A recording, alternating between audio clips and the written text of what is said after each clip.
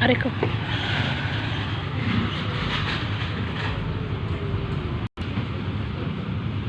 Nagtinda naman tayo mga ka-reels.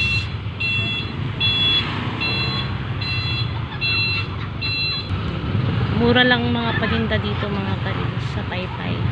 Kung gusto niyo, kung may mga gusto kayo, pwede niyo po akong i-PM, pwede po natin ipadala yan sa